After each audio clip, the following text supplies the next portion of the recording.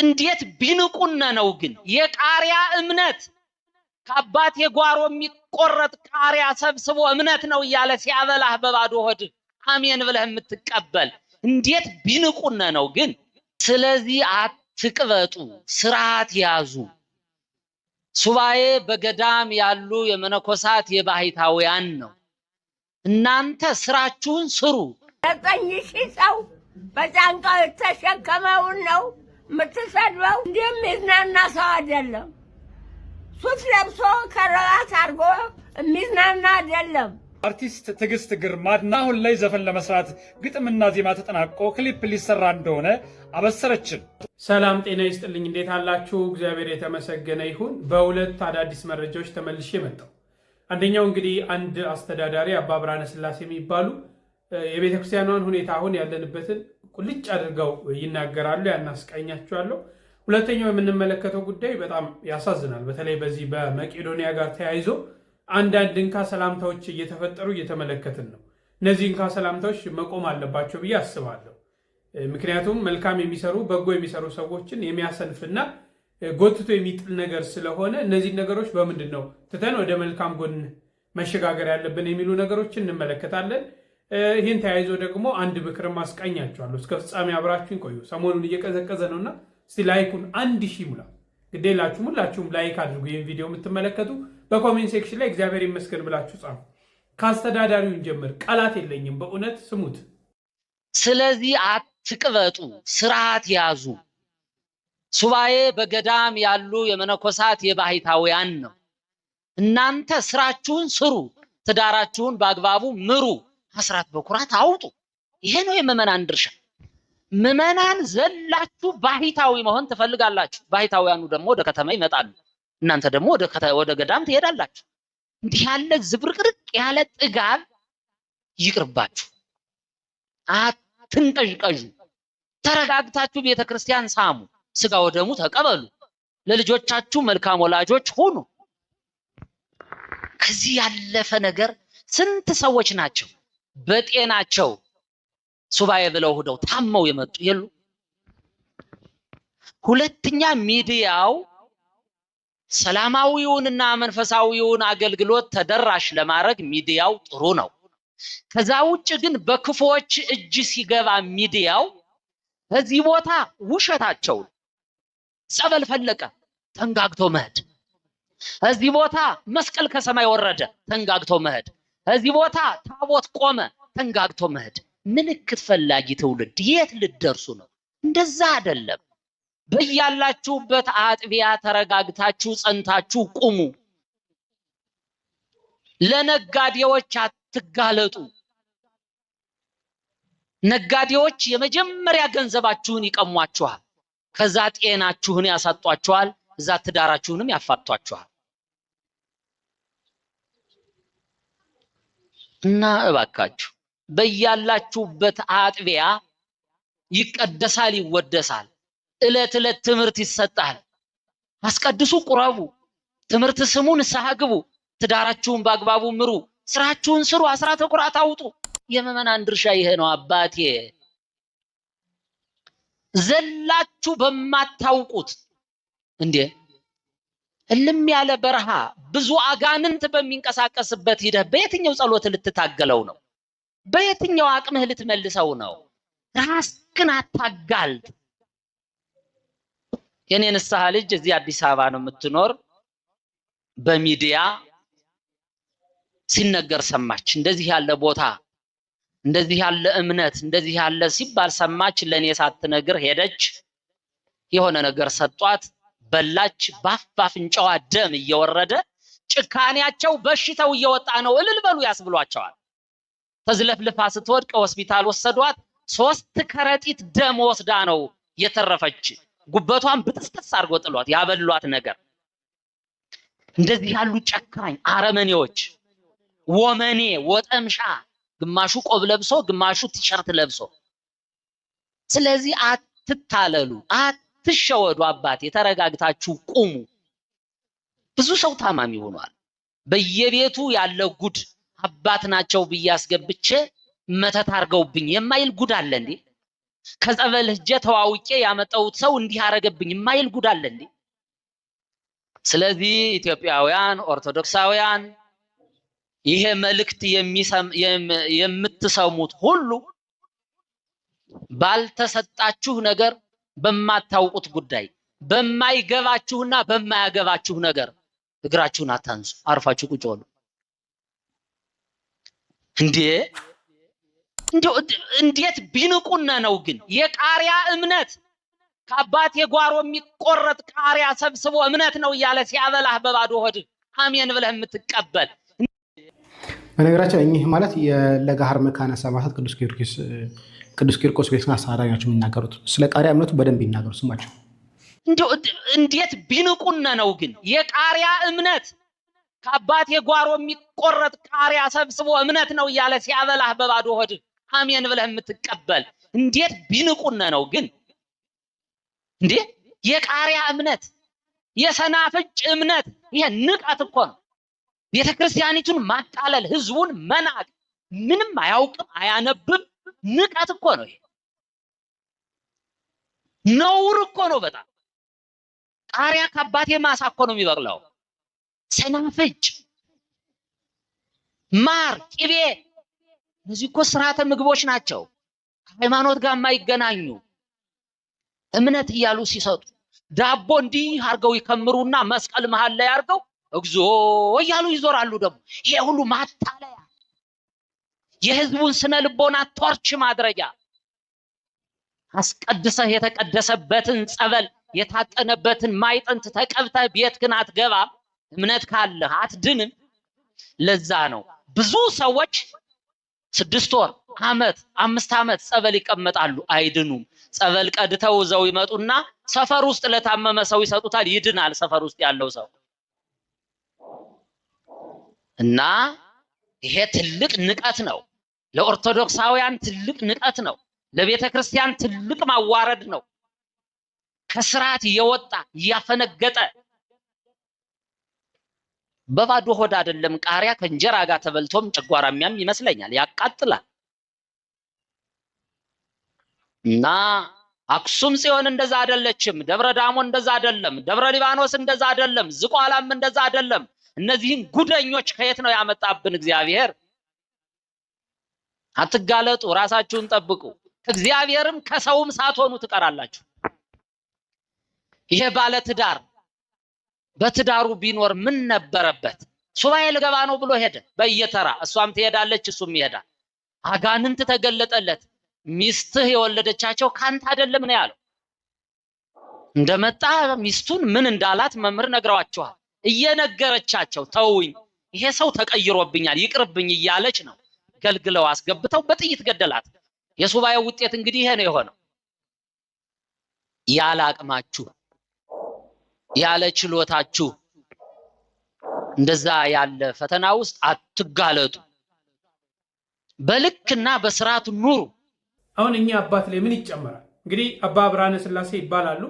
በቂርቆስ ቤተክርስቲያን የቂርቆስ ቤተክርስቲያን አስተዳዳሪ ናቸው። በዚህ በለጋሃር የሚገኘው ቅዱስ ቂርቆስ ቤተክርስቲያን ማለት ነው።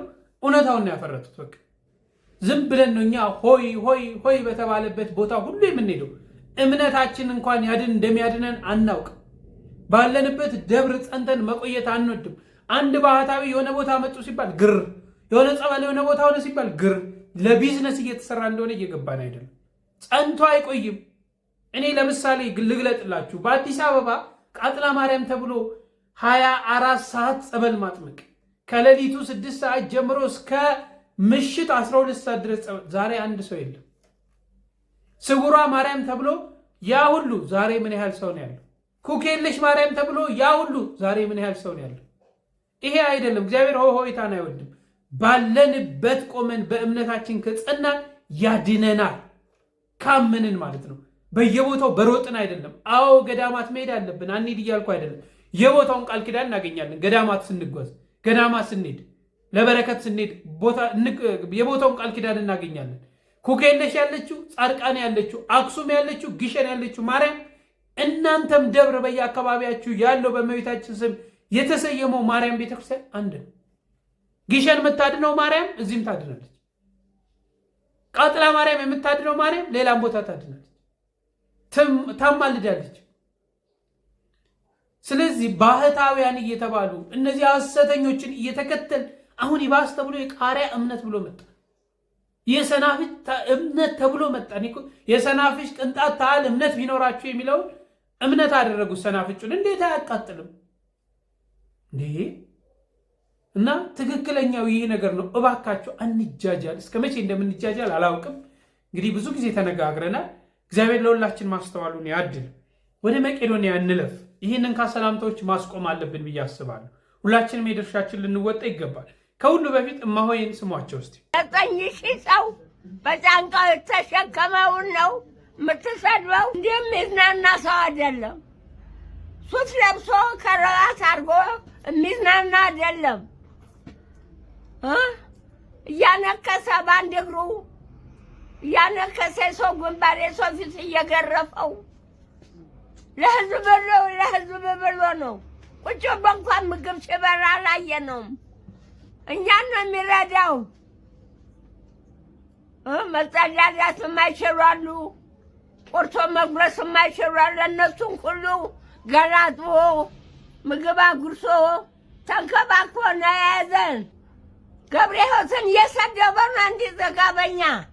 ሁላችሁም ታዘቡ፣ ነገ በኔ ነው። ሁላችሁም ታዘቡ። ይሄ ሰው ምን አጠፋ? የታረዘ በሰበሰበ ነው ይሰደባል? መሰደብ አለበት እንዴ? እሱ የት ሀገር ነው የተፈጠረው? ጠይቁት እስቲ። እሱ መጥቶ ይጎብኝ፣ ይምጣ። ውሸት እንደሆነ ይምጣናይ። መጥቶ ማረጋገጥ ይቻላል እኮ ወሬ ከማውራት። ወሬ ይቅራቅም፣ በወሬ ማውራት ጥሩ ዋጋ የለውም፣ ስነ ምግባር የለውም። እሱ ጭንቅላቱ አይሰራም። ገብረ ሕይወት የሚሰደብበት ምክንያት የለም። ምን ጥልቅ አድርጎን ነው የሚረዳው? ሰው የሚረዳ የኢትዮጵያ ሕዝብ ነው። እንኳን የውጭዎች እንኳን እየመጡ ይረዳሉ። እንግዲህ እኚህ በመቄዶንያ የሚገኙ እማሆይ ከረሜላ ይባላሉ። በጣም ከረሜላ ስለሚወዱ ስማቸው በዛ ነው እና እንደው ታስታውሷቸው እንደሆነ ትዝታውን እባክህ ተመለስ እያሉ ሲለምኑት ሲጠሩት እንደነበር ታውቃላችሁ። እና አሁንም ቢንያም የሚሰራቸውን ስራዎች እንግዲህ ራሱ በሽተኛ ሆኖ አይቀመጥ ምን አይል። እኔ እግዚአብሔር ምስክሬ ነው። አንድ የዛሬ ዓመት ይመስለኛል በብስራተ ገብርኤል መጥቶ አይቸው በትራስ ተደግፎ ነው ጀርባ የመጣ እና ቢንያምን የመናገር ሞራል አለን ብዬ አላስብም። ማናችንም ቢንያምን የመተቸት ሞራል ያለው ሰው አለ ብዬ አላስብም። ምን ይልቅ ራሱ ገቢ የሚያገኝበት በራሱ የሚያቋቁምበት ከልመና የሚወጣበት መንገድ ምንድነው? ያንን አብረን ነፍጠር። እሱ ጥሩ ነው። ከዛ ውጭ ግን ኮፍያን አውልቃት ምን ብሩን እየሰበሰብክ የት እያደረክ ነው ተብሎ የሚጠይቅ ሰው ነው ብዬ አላስብም። እና ከአንዳንድ ወገኖች የሚነሱ ነገሮች አሉ፣ እነሱን ተከታተሉ። በመቄዶንያ እና በሌሎች የእርዳታ ድርጅቶች ላይ ሰሞኑን እዚህ ሶሻል ሚዲያ አካባቢ ሲናፈስ የነበረው ነገር የተነሳው ጥያቄ ትክክል ነው ብዬ ነው የማስበው። ምክንያቱም ከተነሱ ሀሳቦች መካከል የሁለቱን እንኳን ብናየው የመጀመሪያው እንደዚህ መቄዶንያ ያሉ የእርዳታ ድርጅቶች ከልመና ይውጡ ነው። ሙሉ ለሙሉ ከልመና መውጣት አይችልም። ቢያንስ የሆነ ገቢያቸውን ራሳቸው ያመንጩ ነው። ይሄ ሀሳብ መቄዶንያን ከመጥላት ወይንም ክፋት ከማሰብ የመነጨ አይደለም። እንዳውም እኔ መቄዶንያን የሚወዱ ሰዎች ናቸው ነው የምል። ምክንያቱም ለምሳሌ ኢትዮጵያን አየር መንገድ ብንወስድ በአንድ ወር ግዢዎች ሰዎች ነው የነገሩኝ። በአንድ ወር የወተት ግዢ ውስጥ አራውንድ $1.5 ሚሊዮን ወጪ ያደርጋል። ከዚህ ውስጥ 10%ቱን ብቻ ነው ከሀገር ውስጥ ፍጆታ የሚሸፍነው ብለውኛል። 90%ቱን መሸፈን ቢቻል እንኳን ምን ያህል ገቢ ማግኘት ይቻላል? ስለዚህ እንደነ መቄዶንያ ያሉ የእርዳታ ድርጅቶች ዲያሪ ላይ ቢሰማሩ አንድ እዛ ጋር የሚረዱ ሰዎች የተረጂነት መንፈስ እንዳይኖራቸው ያደርጋል። የራሳቸው ገቢን ያመነጫሉ። ስለዚህ ሁል ጊዜ እርዳታ ጥገኛ ከመሆን የራስን ገቢ ማመንጨት ይገባቸዋል ማለት ከክፋት የመነጨ አይደለም። በፍጹም ሊሆንም አይችልም። ክፋት ነው ብለው የሚያወሩ እንደነ ባሮክ ያሉ ሰዎች የበለጡ እነዚህ ሰዎች እንደነ መቄዶንያ ያሉ የእርዳታ ድርጅቶችን ይወዷቸዋል ብዬ አስባለሁ። ሌላኛው በቦርድ ይመራ ነው፣ ኦዲተብል ይሁን፣ አንድ የእርዳታ ድርጅት ስትራክቸር ይኑረው ብሎ ጥያቄ ማንሳት ይሄም ከክፋት የመነጨ አይደለም። ምክንያቱም በአንድ ሰው የሚመራ ነን ፕሮፊት ኦርጋናይዜሽን ያ ሰውዬ የሆነ ነገር ችግር ቢያጋጥመው አብሮት ይፈርሳሉ። እንደዚህ አይነት ድርጅቶች ለሁሉም ነው የሚሆነው። ባይዘ ይሄ ለመቄዶንያ ብቻ ሳይሆን ለፕሮፊት ኦርጋናይዜሽንም ነን ፕሮፊት ኦርጋናይዜሽንም ይሄ ይሆናል። ካምፓኒዎች አንድ ሰው ላይ የተንጠለጠሉ መሆን የለባቸውም። አንድ ሰው ላይ የተንጠለጠሉ ከሆነ ያ ሰውዬ እስካለ ድረስ ብቻ ነው እነዚህ አይንቲቲዎች የሚኖሩት። ስለዚህ በቦርድ ይሞራ ስትራክቸር ይኑረው ኦዲተብል የሚሆንበት ወይ ይፈጠር ማለት ከሐሜት እንዲጸዳ ያደርገዋል። ስለዚህ ይሄ ከክፋት የመነጨ አይደለም። በተለያየ ጊዜ መቄዶንያም ሆነ የተለያዩ እርዳታ ድርጅቶች ብርን ያሰባስባሉ። በኢትዮጵያ ብር ያሰባስባሉ፣ በሌላ ከረንሲም ያሰባስባሉ። እነዛ ከኢትዮጵያ ብር ውጭ ያሉ ከረንሲዎች ወደ ኢትዮጵያ መጥተው በምን አይነት ሁኔታ እንደተመነዘሩ አሁንማ ጥያቄ እናነሳለን እኛ ሀርት ቱ ሀርትን ጨምሮ ማለት ነው። እንደዚህ አይነት ጥያቄ ማንሳት ከጤነኝነት የሚመነጭ ነው።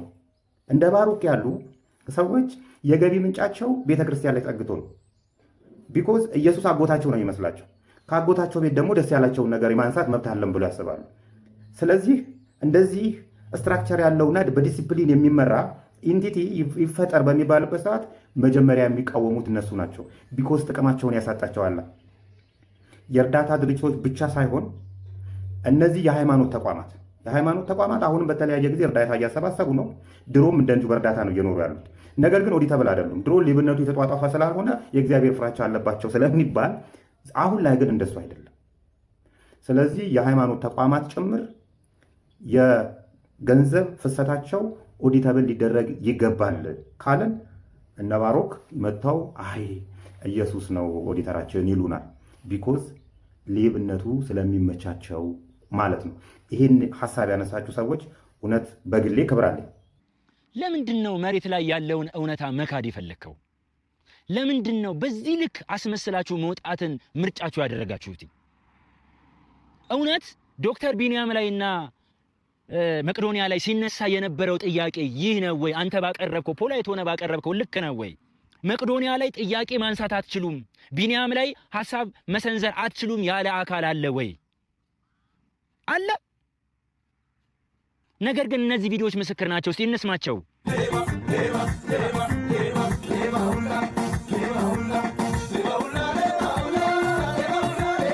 ይሄ ለመቄዶንያ ለቢንያም ይመጥናል ወይ? ኮፍያህን ቀይር እያላችሁ እያላገጣችሁበት አልነበረም ወይ? አሁን አይደል እንዴ ወደ መስመር መታችሁ ጥያቄያችን ይሄ ነው ያላችሁት እንዴ? ቢንያም እኮ የኔና የናንተን አባትና እናት እኮ ነው ሽንት ሲጠርግ የነበረው። ቢንያም እኮ በማይመች ሁኔታ ውስጥ ለአእምሮ ህሙማን የሚመች ስፍራን የፈጠረ ሰው እኮ ነው። በዚህ ልክ ንቀፋ፣ በዚህ ልክ ዘመቻ ስታደርጉ ግን እየጎዳችሁ ያላችሁትኝ የአእምሮ ህሙማንና እነዛን ምስኪን አረጋውያንን ነው የኔ ሐሳብ።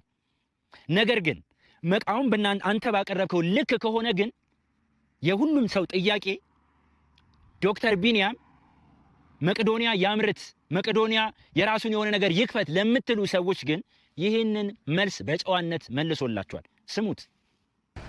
የስንዴ ማሳ አስመጪ አከፋፋይ ለምን አይሆንም መቄዶንያ ምናምን የሚል ሐሳብ የሚያነሱ ሰዎች አሉና በዚህ አሰምናለሁ። አዎ እዚህ በተመለከተ እኛ እኮ ስራችን ሁለት ነው። በነገራችን ሁለት ነው ስራችን። አንደኛውና አንዱም ዋነኛው ሰዎች በመስጠት እግዚአብሔር እንዲያገኙ ዋጋ እንዲያገኙ ማድረግ ነው። ስለዚህ ስራችሁን አቁሙ ማለት ነው። እውነቴን ነው ነገር እኔ አሁን እንትን አይደለም ማውራው እኛ አሁን ከጎዳና እንነሳለን ባለው ከጎዳና እንነሳለን ለምሳሌ ተጠናል አንዱ ጥቅም ይሄ ነው። ከዚህ ግን ትልቁ ጥቅም ግን ሰዎች እኛን ረድተው ከእግዚአብሔር የሚያገኙት ዋጋ ነው። ስለዚህ አንድ ሰው ምን ያደርጋሉ? በቃ የኛውን ለማስቀረት ነው የሚያስቡት። እኔ እንደውም ንግድ በሚነግዱ ምን በጣም ነው የማዝነው። በቃ እርዳታ ድርጅት። ስለዚህ ሁለት ዓላማችን ምንድን ነው? አንዱ ሰዎችን ለጎዳና መርዳት፣ ዓለማዊ ፍላጎታቸውን ማሟላት ማለት ነው። ሌላውስ አሁን አንተ መጣ አይደል? እዚህ መጣ ጊዜ መስዋዕት አድርገህ ያን ረዳት ዘላለማዊ ዋጋ ተገኝ። እኔ ነጋዴ ቢሆን አንተ የለም ማለት ነው፣ ዋጋ እንደተገኘ አደረኩ ማለት ነው። እና ዋናው ዓላማችን ራሱ ይሄ ነው፣ ሰዎች ከእግዚአብሔር ዋጋ እንዲያገኙ ማድረግ። ሁለት ደግሞ ሰዎች ዋጋ እያገኙ ከዛሬ የረዱ ሰዎች ምን ያህል ከእግዚአብሔር ዘላለማዊ ዋጋ ያገኙ። ስለዚህ እሱን አታርጉ፣ ሰዎች ዋጋ ያገኙ እያለ ነው። ለዚህ አይነት ሰው በነገራችን ከርታ አድርገልኝ ንግድ ምናምን የሚል ሰው አይዲያ የለውም። ሰዎች በመርዳት የሚገኘው ጥቅም ምን እንደሆነ አላወቀውም ማለት ነው። በመርዳቱ እሱ የሚያስበው እነሱ መርዳታቸው ከበለጠ ከነሱ የበለጠ እሱ ዋጋ እንደሚያገኝ ያውቀው ማለት ትንሽ ነገር አድርጎ ዘላለማዊ ዋጋ የማይገባውም ማለት ነው። ዘላለማዊ መንግስተ ሰማያት ተስፋ የሚደረግበት ቅዱሳን ሰማዕት እንደሆኑ የሚጋደሉበት ጉዳይ በጣም ትልቅ በቃ ነገር በትንሽ ነገር ዋጋ የሚገኝበት ነገር ለማግኘት የሚደረግ ነገር መሆኑን አያውቀውም። የምትረዳው ለዛ ነው። በቃ ሌላው ከአንተ የማልጠብቀውን ንግግር ተናግረሃል። ፍሰታቸው ኦዲተብል ሊደረግ ይገባል ካለን እነ ባሮክ መጥተው አይ ኢየሱስ ነው ኦዲተራችን ይሉናል። አንተ ትልቅ ሰው ነህ። ብዙ ሰዎች ጆሮና ልባቸውን ሰጥተው የሚያደምጡ ሰው ነህ። ምናልባት እኔም በዚሁ በቲክቶክ ፕላትፎርም ቪዲዮዎቻቸውን ከማላሳለፋቸው ሰዎች መካከል አንዱ አንተ ነህ። ምናልባት እንዲህ የወረደና ትንንሽ ስራ ይዘህ ባትመጣ መልካም ነው። ጉዳዩ የኔ አይደለም። ጉዳዩ ከኔ በላይ ክብር ሊሰጠው የሚገባው ሁላችንም ጆሮአችንንና ሁሉ ነገራችንን ልንለግስለት የሚገባው የመቄዶንያ ጉዳይ ነው። ነገሩን አታወርዱትኝ። በተዘጋ ቤት ውስጥ ቁጭ ብላችሁ ነገር ብቻ አትጎንጉኑ። ግዴላችሁ። ምናልባት እኔ ባሮክ ነኝ ካላወቀኝ ስለማታውቀው ሰው ዝም ብለህ ባታወራም መልካም ነው ብዬ አምናለሁ። እንዲህ አይነት ነገሮችን ስሰራ ትችት፣ ነቀፋ፣ ስድብ ሊኖር እንደሚችል በጣም አምኜበት ነው። ምክንያቱም እኔ ሰው ነኝ። እኔ ቅል አይደለሁም፣ አንጠልጥያ፣ እኔ ጋን አይደለሁም። መደገፍ አልፈልግም። የሚደግፈኝ ሆ የሚልብኝ ነገር አልፈልግም።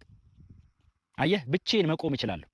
ብቻዬን ቆሜ ደግሞ ከኔ ማድረግ ያለብኝን ነገር አደርጋለሁ። በዚሁ አጋጣሚ ግን መቄዶንያን የምታውቁ እናንተ፣ ቢንያምን በበጎ ስራው የምታውቁት እናንተ ግዴላችሁም።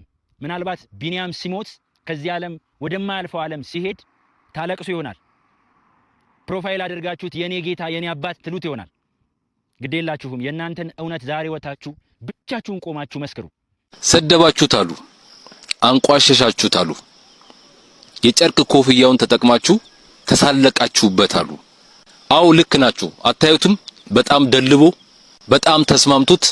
ምክንያቱም እናንተ እንደምትሉት የመቄዶንያን የእርዳታ ብር ስለሚበላ አይደለ? ለነገሩ ዓለም ልምዷ ነው፣ ወርቅ ላበደረ ጠጠር መስጠቷ። በስሜት ተነስታችሁ ብሩን የታደረጋችሁ ምን አደረጋችሁ ከማለታችሁ በፊት ብሩ ምን ላይ እየዋለ ነው ብላችሁ ጠጋ ብላችሁ መቄዶንያ ውስጥ የሚሰሩ ስራዎችን አይታችሁ ጎብኝታችሁ ታውቃላችሁ? ሌላውን ተውና መቄዶንያ ለዳይፐር ከ1.2 ሚሊዮን በላይ ያወጣል በየቀኑ። እንደ አጠቃላይ ደግሞ እስከ 3 ሚሊዮን ድረስ በየቀኑ ያወጣል መቄዶንያ። በዚህ የእርዳታ ድርጅት ውስጥ ከሚረዱ ወገኖቻችን መካከል በየቀኑ 100 ሰው ሚኒመም ሕክምና ያደርጋል። ሲቀጥል መቄዶንያ ምን ያህል ቅርንጫፍ ነው ያለው? ወደ 56 የሚያህል ቅርንጫፎች አሉ። በዚህ ዓመት ብቻ የተከፈቱ ወደ 14 የሚጠጉ አሉ። የህንጻ ግንባታ እየተደረገላቸው ያሉ በተለያዩ ክልሎች ላይ የሚሰሩ ወደ 14 የሚጠጉ አዳዲስ ቅርንጫፎች አሉ የመቄዶንያ። አጠቃላይ ቅርንጫፎቹ ወደ 56 ናቸው። በእነዚህ ሁሉ ላይ እኮ ወጪ አለ። ሌላው መቄዶንያ እያስገነባ ያለውን ወደ 15 ወለል የሚጠጋውን ሆስፒታል ረሳችሁት? በየቀኑ እስከ 3 ሚሊዮን የሚያወጣውን ወጪውን ሳይጨምር ለዳይፐር እኮ 1.2 ሚሊዮን በየቀኑ ይወጣል መቄዶንያ ላይ። ወደ 3000 የሚጠጉ እኮ የአልጋ ቁራኛ ከአልጋ ማይነሱ የሰው ድጋፍ የሚያስፈልጋቸው ወገኖቻችን እኮ አሉ መቄዶንያ ላይ። የነሱን ዳይፐር ሳይጸየፏቸው ሽንታቸውን ሰገራቸውን እየጠረጉ ከወገኖቻቸው ጋር ደፋ ቀና የሚሉ እነዛን አስባችኋል? ለነገሩ ቁጭ ላለ ሰማይ ቅርብ ነው ይባላል። እባካችሁ አንዳንድ ሰዎች ማለት ነው ወይ አትሰሩ ወይ የሚሰራን ሰው አታሰሩ። መስራት ካልቻላችሁ እባካችሁ ብትችሉ ዝም ማለት እኮ ራሱ ትልቅ ነገር ነው። እናም በዚህ ልክ አፋችሁን ቢንያም ላይ ከፈታችሁ እንደው ቢንያም ምን ትላችኋለህ ብዬ ብጠይቀው እንዲህ ሚላችሁ ይመስለኛል። የዋልኩት ውለታ ይሄን ወይ ውርሴ። አዎ ይሄ መልስ መመላለሱ ቢቆም ባይ ነኝ። ነባሮክሙ ሌሎች ሰዎች ለመልካም የሚነሱ ሐሳቦች ናቸው ብለን እንውሰድና መመላለሶችን ብንተው ቢቀር መመላለሶች ቀርቶ በጋራ ምን አይነት ስራዎችን እንስራ ነው። እንግዲህ መቄዶንያ ብቻ አይደለም፣ በርካታ ድርጅቶች አሉ። በርካታ ብዙ ሰዎችን የሚረዱ ድርጅቶች አሉ። ያው መቄዶንያ በግንባር ቀደምነት ወጥቶ ስለታየ ነው። በቀን በርካታ ሚሊዮን ብሮች ያወጣል፣ ከ2 እስከ 3 ሚሊዮን ብር እና ሰፊ ስራ እየተሰራ ነው። እዛ ያንን ጥቅም ያውቀው በዛ ያለ ሄዶ የተመለከተው ሄዶ ያየው ነው። እንደው ሄዳችሁ ስታዩ ራሳችሁን ትጠላላችሁ። በመቄዶንያ ሄዳችሁ እስቲ ጎብኙ፣ ራሳችሁን ትጠላላችሁ። ሰው ነኝ፣ ምን እያደረግኩ ነው፣ የት ነው የቆምኩት ብላችሁ ራሳችሁን የምትታዘቡበት ቦታ ነውና መተቻቻቾቹ ቢቀር፣ መወራወሩ ቢቀር፣ ቃላት መወራወሩ ቢቀር፣ ይልቅ በአንድነት ብንሰራ እነዚህ ነገሮች ናቸው መሆን ያለባቸው ብዬ አስባለሁና እባካችሁ እነዚህ ነገሮች አቆሙ። ሚሰራን ሰው እናበረታታ። ለወደቀ ለደከመ ሰው ብርታት ነው። በምን መንገድ እናግዝ፣ በምን መንገድ እንደግፍ እንበለው። ከዛ ውጭ ደግሞ ያ ሰው የሚቆምበትን መንገድ አብረን እናስተካክል እንጂ አንተች ለማለት ፈልጋለሁ። ሐሳባችሁን በደንብ ስጡበት እዚህ ላይ ሁላችሁም ስለሚመለከታችሁ ማለት ነው።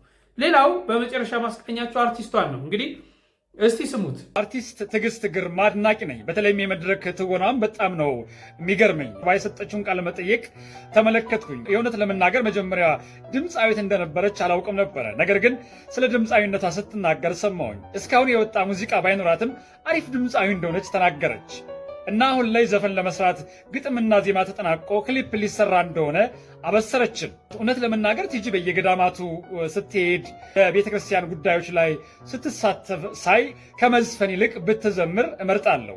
የምትመርጠው አንተ ማነህ ልትሉ ትችላላችሁ። እኔ ደግሞ አርቲስት የህዝብ ልጅ ስለሆነ እኔም የህዝቡ አንድ አካል ስለሆንኩኝ ሀሳቤን ለመግለጽ ሞከርኩኝ። መዝፈን እንደ ምክንያት ያነሳቸው ለሀገር የሚጠቅም ለትውልድ የማወርሰው ትልቅ ስራ መስራት አለብኝ። መዝሙርንም ለትውልድ ማስተላለፍ ይቻላል። ትዕግስት ግርማ ከመዝፈን ይልቅ ትዘምር የምትሉ ለቲጂ ሜንሽን አድርጓት። ኮመንት ላይ የገባችሁ ቲጂ እባክሽን ከመዝፈን ይልቅ እባክሽን ዘምሪ እንበላት። እንግዲህ አርቲስት ትዕግስት በጣም ተወዳጅ ናት። እንግዲህ አርቲስት የህዝብ ልጅ ነው። በተለይ ኦርቶዶክሳዊ ናት። ገዳማትን በማሰራት የተለያዩ ገዳማት በመዞር በመንቀሳቀስ ትታወቃለች። እና እንደው አሁን ከዚህ በኋላ ዘፈን ዓለም ውስጥ ባትገቢ የልጅነት ምክሬ እንደ ቤተ ክርስቲያን የልጅነት ምክር ባትገቢ አሁን ዘፈን በዚህ ዕድሜ ኧረ ይሆናል ብዬ አላስብም። ያው መብቱ የራሷ ነው፣ ግን ባይሆን ጥሩ ነው። ይህ ብዙዎችን ያሳዘነ ይገኛል። በተለይ ከሃይማኖቷ ጋር ያላት ግንኙነትን በተመረኮዘ ማለት ነው ሁሉም ሀሳብ የሚሰጡት። ምን ትላላችሁ እናንተ? እስቲ በመጨረሻ መምራችን እንስማና እንጨርስ። ቅዱስ ጳውሎስ ምን ይላል? የመንፈሳዊ ሰው ምልክቶች 9 ናቸው ይላል።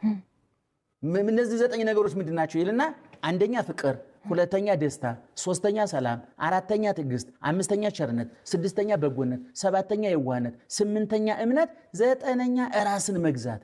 እነዚህ 9 የአንድ መንፈሳዊ ሰው ምልክቶች ናቸው። አንድ ክርስቲያን በምን ይለያል ከሌላው ሲባል በፍቅሩ፣ በደስታው፣ በሰላሙ፣ በትዕግስቱ፣ በቸርነቱ፣ በበጎ ሕሊናው፣ በየዋህነቱ፣ በእምነቱ ራሱን በመግዛቱ ከሌሎቹ ይለያል። ስለዚህ የጾም የጸሎት የነዚህ ሁሉ ዓላማ የሰውን ሕሊና የሰውን አእምሮ ማጽዳት፣ ማስተካከል፣ የሰከነ ሕሊና፣ የሰከነ ማህበረሰብ፣ የሰከነ ፍረ፣ የሰከነ ጤና፣ የሰከነ ምኝታ። በጾም ወቅት በጣም ራሳችንን እንገዛለን፣ እንሰክናለን። ግን ጾም ወቅት ብቻ መሆን የለበትም ብዬ አስባለሁ። እንደ ሰው ልጅ እንደ ክርስቲያን ሁሌ መቀጠል ያለበት ነገር ነው እና ሰው ከጾም በኋላ ምን ይምሳል የሚለው እናንሳና እናጠቃለን። በጣም ጥሩ። እንግዲህ ምንድነው በመጀመሪያ ደረጃ ስለ እግዚአብሔር ያለን ግንዛቤ ይወስነዋል። ይሄንን አንዳንድ ሰዎች እግዚአብሔር የዛ ትውልድ አምላክ፣ የዚህ ትውልድ አምላክ፣ የዚህ ሰዓት አምላክ፣ የዛ ሰዓት አምላክ በሆነ ሰዓት ረፍት ወስዶ ነገሮችን በማይቆጣጠር የሆነ ሰዓት ደግሞ አተኩሮ የሚያይ የሚመስላቸው ሰዎች አሉ። እግዚአብሔር የዘወትር ልብስ ነው፣ የክት ልብስ አይደለም። ልበሱ ክርስቶስ ልበሱ ትላ ቅዱስ ጳውሎስ የዘወትር ልብስ ማለት ነው። አሁን የክት ልብስ የምንላቸው ልብሶች አሉ አይደለም? ከሳጥን በአመት ወይም በሁለት ዓመት ለዝግጅት የምናወጣቸው ልብሶች አሉ። ክርስትና ወይም በክርስትና በኩል ያገኘነው ክርስቶስ የክት ልብስ አይደለም፣ የዘወትር ልብስ ነው። እርቃን ሸፋኝ ነው። ሰዎች ሊያዩት የማይገባውን ገመናሽን ሁሉ ከቶ የያዘ የቀራኒዮ ላይ የተሰፋ በድንግል ማርያም ማህፀን የተዘጋጀ ቀራኒዮ ላይ ልብስነቱን ያሳየ ተራቁቶ ያለበሰ ቆስሎ የፈወሰ ራሱ ወደ ባዶነት መጥቶ እኛን ወደ ምልአት የወሰደ ክርስቶስ አለ። ስለዚህ አሁን አንድ ሰው ተዘከሮ ለእግዚአብሔር በሁሉ ጊዜ እግዚአብሔር ሁሉ ጊዜ አስበው ይላል። ሁሉ ጊዜ ማለት የት ነው? በኑሮ ሁሉ ማለት ምን ማለት ነው? ኑሮ የሚባለው ይላሉ ኪዳነ ወልድ ህይወት ወደ አማርኛ ሲተረጉሙ ኑሮ ተብሎ ነው እንጂ በግዕዙ ህይወት ነው። ህይወትም ደግሞ ሃይወት ኖረ ማለት ነው። ህይወት ማለት መኖር አኗኗር ማለት ነው። ኑሮ ማለት ይላሉ ወጥቶ እስኪገቡ ተወልደው እስኪሞቱ ተሹመው እስኪሻሩ ያለው ጊዜ ነው ይላሉ። በጾም ወቅት ሰዎች ነንና በቦታ በጊዜ በሁኔታ የተወሰነንና አንዳንድ ጊዜ ለይተን የምናደርጋቸው ጊዜዎች አሉ። እንግዲህ ከዓመት እስከ ዓመት ዝምተኛ መሆን አንችልም። ከዓመት እስከ ዓመት እንደዚህ መሆን አንችልም። ነገር ግን ከዓመት እስከ ዓመት መዝለቅ ያለባቸው የጾም የፍስክ ምግቦቻችን እዛ ቀድም የጠቀስኩት 9 ነገሮች አሉ። እኔ ባለፈው እንደውም አንድ ትምህርት አስተምሬያለሁ የጾም የፍስክ 9 ምግቦች የሚል ቀድም የተነተንኳቸው። ፍቅር አሁን ፍቅር በግድ አንቺ ባልሽ ለመውደድ አብይ ጾም መምጣት አይጠበቅበትም። ደስተኛ ለመሆን አብይ ጾም መምጣት ይሄ ደስታ ሲባል በምግብ በመጠጥ በልብስ በቁሳቁስ የሚገኘው ደስታ ማለት አይደለም። ደስታ የህሊና ደስታ ወደ እግዚአብሔር ቤት እንሂድ ባሉን ጊዜ ኑ በእግዚአብሔር ደስ ይበለን። አሁን አየሽ ኑ በእግዚአብሔር ደስ ይበለን እያለ ያለው ማን ነው? ንጉሱ ነው። ዙፋኑ አለ ወሎ ነገር ተትረፍርፎ ያ ሁሉ ነገር አላፊ ጠፊ ረጋፊ ነው። ቋሚ ደስታ ዘላቂ ደስታ እግዚአብሔር ነው ብሎ ማመን ማለት። ስለዚህ ህዝባችን እኔ በአብይ ጾም እንደውም እኔ በዚህ ወቅት የወሰደው ልምምድ ለፍስኩ ጊዜ ቢጠቀምበት የተረጋጋ የሰከነ ህይወት እንዲመራ። ምክንያቱም መንፈሳዊ ህይወት ለቤትም ለቢሮም ለንግድም ይጠቅማል። አሁን እኛ ዳግም ምጽአት ነው የሚባለው ይሄ አሁን ደብረ ዘይት ላይ የምናስበው ማለት ነው። ዳግም ምጽአት ሁለተኛ መምጣት ማለት ነው። ክርስቶስ ከዚህ በፊት መጥቶ ነበረ፣ አሁን ሁለተኛ ይመጣል። የመጀመሪያው አመጣጡ ለማዳን ነው። ሁለተኛው አመጣጡ ለመፍረድ ነው። ሁለተኛው አመጣጡ በመጀመሪያው አመጣጡ የተዘራው ለማጨድና ምርቱን ግርዱን ለመለየት ነው። እንክርዳዶች አሉ ወደ እሳት የሚጣሉ፣ ስንዴዎች አሉ ወደ ጎተራ የሚገቡ። ስለዚህ ጻድቃንን በቀኝ ኃጥአንን በግራ ያቆማለሁ ወደ ዘላለም ሕይወትና ወደ ዘላለም ሞት እሸኛለሁ ብሎ በተናገረው መሰረት የክርስቶስ ዳግመኛ መምጣት ለጥያቄዎቻችን ሁሉ መልስ የሰጠ ነው። ዓለም ላይ ለሚፈጠሩ ችግሮች በተባበሩት መንግስታት፣ በአፍሪካ ህብረት፣ በአውሮፓ ህብረት የተደረጉ ውይይቶች መፍትሄ ማምጣት አልቻሉም። ፍጹም መጋረጃውን የሚዘጋው ድራማውን የሚዘጋው ፍጻሜ የሚያመጣው የክርስቶስ መምጣት ነው። ስለዚህ ክርስቶስ ሲመጣ እንደኔ አይን ያጡ ሁሉ አይናቸው ይመለስላቸዋል፣ ጆሮ የሌላቸው እንደውም ይሄኛው አይን አይደለም የሚመለሰው የፊልም ምናምን የሚያው አይን አይደለም። ይሄማ ምን በህክምናው ሊመለሳል እኮ እግዚአብሔር ካረዳ። ይሄኛው ማቁም ነገር የለው። ሌላ ሰማያዊ አይን ይተከልልናል፣ ሰማያዊ ጆሮ ይተከልልናል፣ ሰማያዊ ልብ ይተከልልናል። ታድሰን ረቀን ተለውጠን ነው የምንነሳው። ከዛ በኋላ እንደ ሚካኤል እንደ ገብርኤል ቅዳሴ መግባት እንጂ ተንኮል ክፋት ለተፈጥሯችን እንዳይስማማ ተደርገን ነው የምንነሳውና የክርስቶስ ዳግመኛ መምጣት የጥያቄዎቻችን ሁሉ መልስ፣ የንባዎቻችን ሁሉ ማበሻ፣ የስብራቶቻችን መጠገኛ ነውና መምጣቱን እንዳደጋ አሁን ምጽአት ሲባል ሰው የሚረዳው እንትን አይደለም አይደል? የማይደርስ ቀን የማይደርስ ብቻ ሳይሆን አስፈሪ ምጽአት ነው። ነገር ምጽአታው ምን ምጽአት ተወራለ ይባላል። ግን የሚመጣው ማን ነው? ክርስቶስ። እንኳን ክርስቶስ እናትሽ ገበያ ሄዳ ስትመጣ ያለች ደስታ ምናልባት ሸንኮራና ከረሜላ ብታመጣ እኮ ነው አይደል? እግዚአብሔር ግን ራሱን ይዞ መንግስተ ሰማያት ይዞ ነው የሚመጣውና በደስታ ተዘጋጅተን እንጠብቀው ለማለት ነው። መልካም ቃለ ሕይወትን ያሰማልን።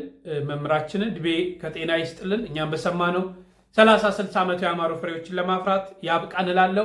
ላይክ እና ሼር ማድረጋችሁ እንዳትረሱ። በሌሎች መርሃ ግብሮች እንገናኛለን። ቸር ቆዩልኝ።